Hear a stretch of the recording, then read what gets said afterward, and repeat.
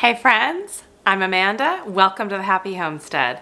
Today is Tuesday, February 14th, and we are kicking off the 7th week of the Pantry Challenge, the 3 Rivers Challenge, where we try to use as much as we can within our refrigerators, our freezers, our pantry, root cellar, wherever you may have some food stored. And in order to maximize all the work and effort put into getting it there and also reduce any output of money from your wallet.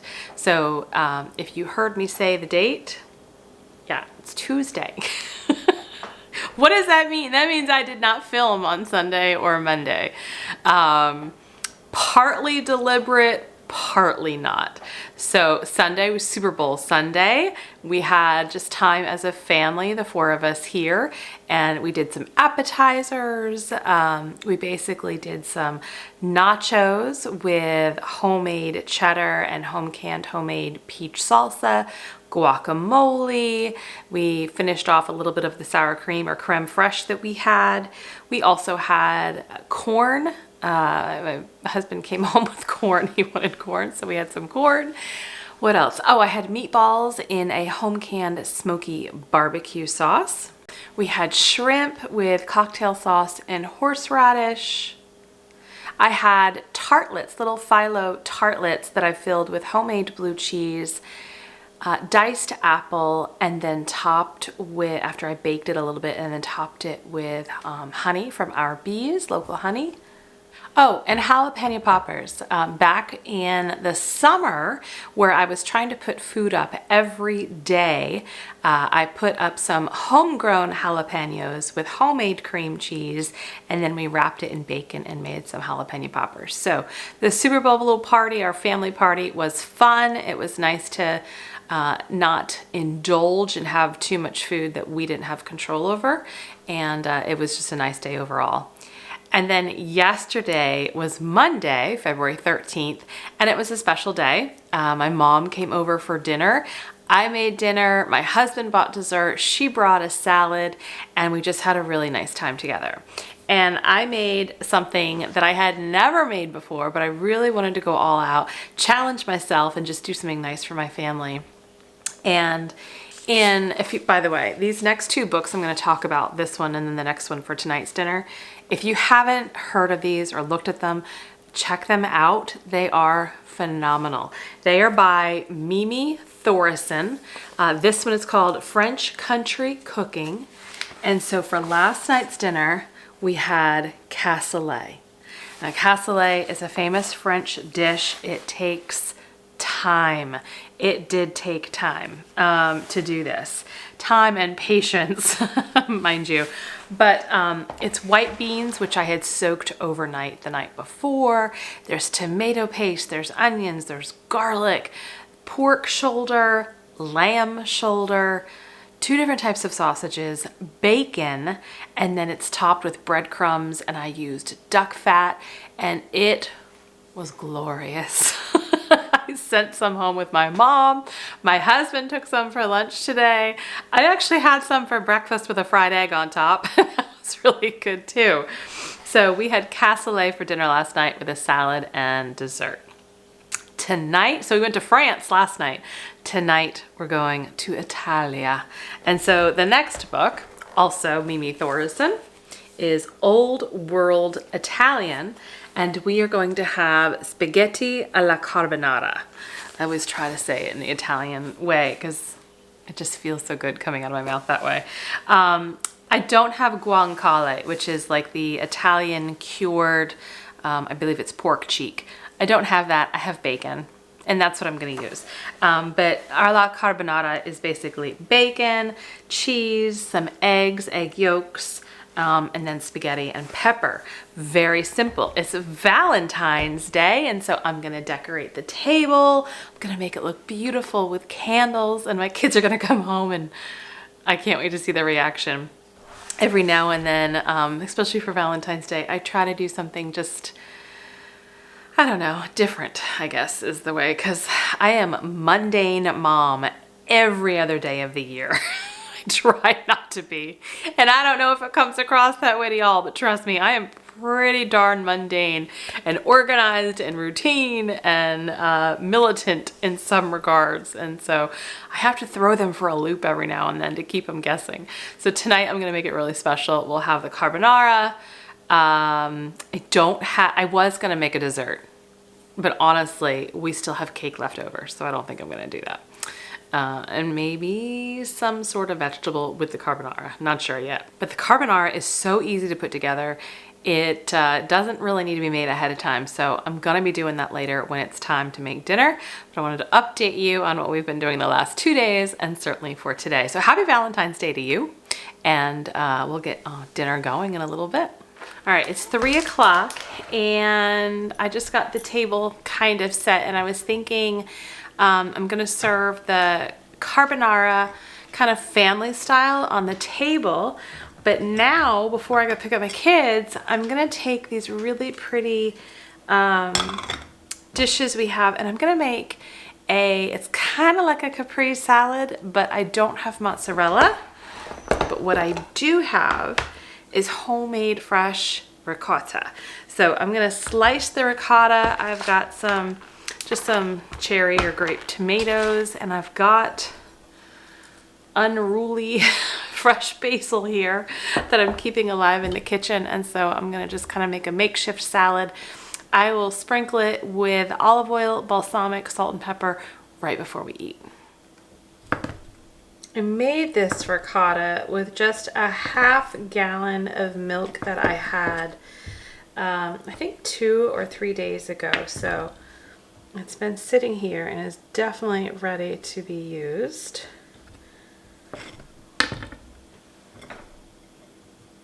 And it's just a really good way to get it used up in something different.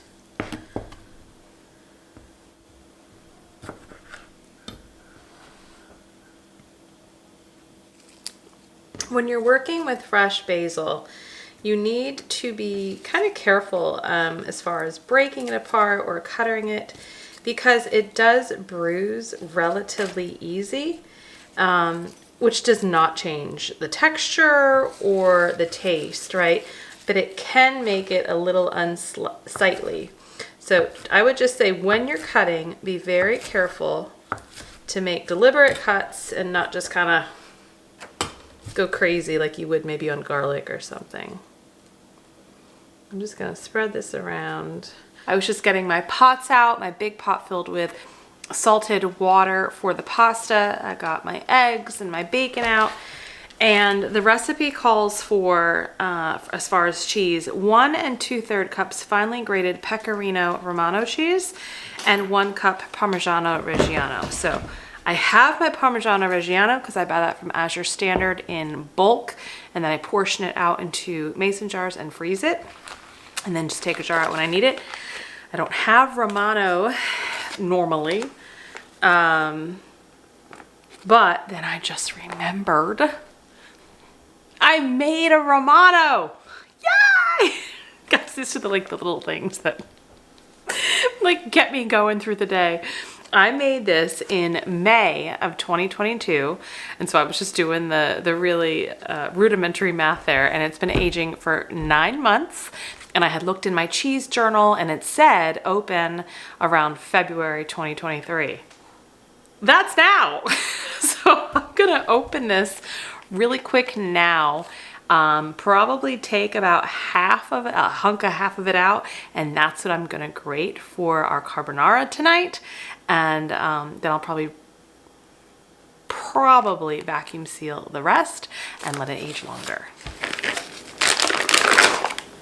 There's a little mold in here, I can see, just from some moisture. Smells so good. All right, we're gonna cut half of this.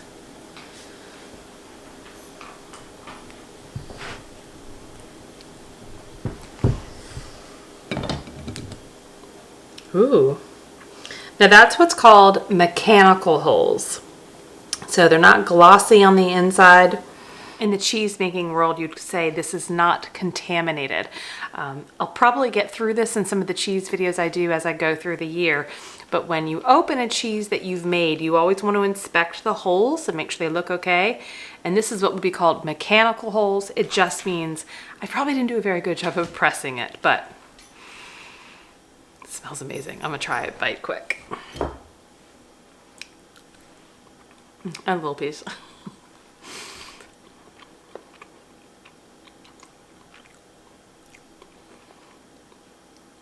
That's really good.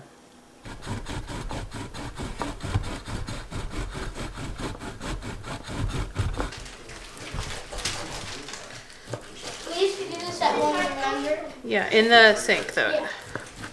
Look, Mom, we got some.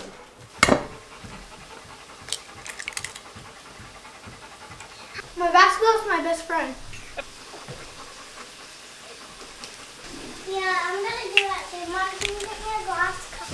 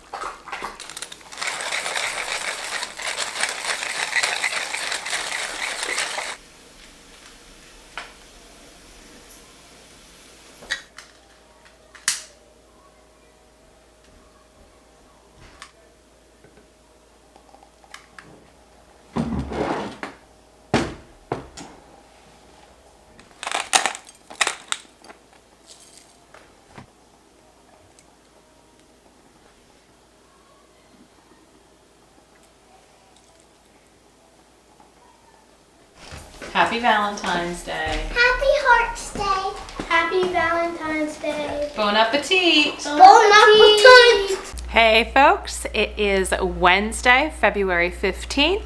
Here in the middle of the 7th week of the Pantry Challenge. Dinner last night was delicious. There are 0 leftovers. Everyone ate their caprese salad with the ricotta, the homemade ricotta. And the kids, I think, had 3 servings of the carbonara. I would say if I were to do it again, I may try to get a little more authentic with the guanciale, the pork cheek, and not do bacon. I mean, it was easy, right? The bacon was easy. It was a good way to test to run the whole recipe, but it just tasted like bacon, which isn't bad. But I think next time I might try to do it more authentically. The other thing I noticed is that when I put everything together in the bowl and I was basically coating the spaghetti noodles with the sauce, the recipe had said add a little bit of the bacon fat, so you probably saw me do that, but don't add too much so that it's not too oily. But the bacon fat, I think, was supposed to help coat, add flavor, and maybe even not let it stick too much together. Yet while it was on the table and we were eating our salads, by the time we got to actually plating the pasta, it did not flow very well. very much clumped up into the bowl. So I don't know if that's because maybe there wasn't enough oil. I don't know. But I think what I would do to combat that next time is probably serve it right away. Meaning mix it and literally maybe put it on the plates rather than keeping it in the bowl. Just something to think about. But it was delicious. So the last few nights, dare I even say the last week, I woke up this morning just feeling, ugh. You know, you have those moments. We've had cake a couple nights in a row. We had carbs. We had a lot of cheese. Just some heavy meals. So I'm kind of lightening it up tonight for myself, for my family's benefit. So we're gonna have roast chicken. You've seen me do that before in a Dutch oven, in the oven. The easiest thing to make ever.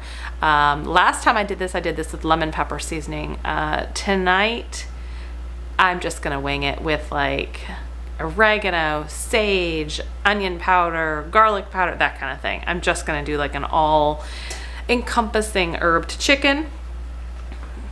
I also have some organic green beans that I had bought at the store, was it last week or weekend when I had gone? And I have an acorn squash that I purchased a couple of weeks ago. So it's just me and the kids tonight. My husband gets to go out to dinner. So the kids and I are gonna have roasted chicken. I'm gonna actually, I think, saute these green beans with a little olive oil or butter, salt and pepper. And so they still have a little bit of that crunch when we eat them. And then I'm gonna roast the acorn squash. I'm gonna cut it, roast it, salt, pepper, maybe a little butter. And it's gonna be very simple. And I have some homemade focaccia that if you had not yet seen the focaccia video, you can click above and you'll see how I made that. So we're going to have some homemade focaccia for dinner as well tonight. So really simple, but I'm looking forward to kind of paring down the complexity a bit over these next few days. All right, got my spices out. I'm just gonna, as you know, if you've been following, I just kind of throw everything on there, rub it in, and call it a dish. So I've got some dehydrated leek greens. So I make a leek powder. I couldn't find my onion granules, and they're up there somewhere, but I thought, you know what, I'll use the leek powder. I've got sage, thyme, garlic powder, oregano, and then I'm also going to add just a little bit of smoked paprika. So we're just going to mix everything up and put it on the burn. Garlic powder. Now, if you wanted to be a little bit more precise with this, or even a little bit more, I don't know, better at this, I would probably put all of the herbs in a bowl, mix them up, and then put it on the chicken. That's probably a much better plan. Now, so you kind of heard me mention the next week or a couple of days or so, I'm going to try to make our meals just a little bit lighter, a little bit easier. I'm actually going to be starting the Whole30 program again in a few days. I did this in December into January and absolutely loved it. It's basically no processed foods, no grains, no dairy, no legumes, no sugar, no alcohol. Here, this looks perfect. So I'm just gonna leave it just like this. Get the lid on. And this is gonna go in about a 375-degree oven for anywhere between an hour and a half to 2 hours. But the reason I'm doing the Whole30 is because I just want to reduce some more inflammation. So I only say that because maybe you're curious, maybe this is something you'd heard about, don't know much about. That was me up until about maybe 45-60 days ago. So I'm really looking forward to diving back in. It wasn't as hard as I thought it was going to be. But certainly starting out, it felt paralyzing. So I'm hoping I can demystify that and maybe ease you into trying something like this. It's just a 30-day program, eliminate all the inflammatory foods, and then slowly introduce things back in and kind of take note in your body, how you feel, what's reactive, what's not reactive. And I can tell you there are some things I certainly noticed for myself. So tonight's meal is semi-whole 30 with the exception of the homemade focaccia. That's not supposed to be there. And any butter I might use tonight. So we're gonna ease our way in with tonight's dinner.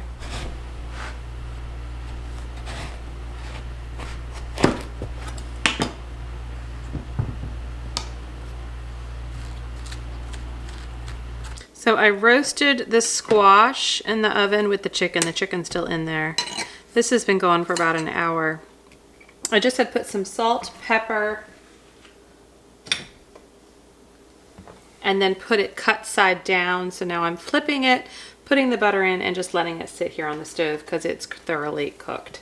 On the other burner, I put my green beans with some pats of butter. I just haven't turned the burner on yet because this isn't going to take long at all.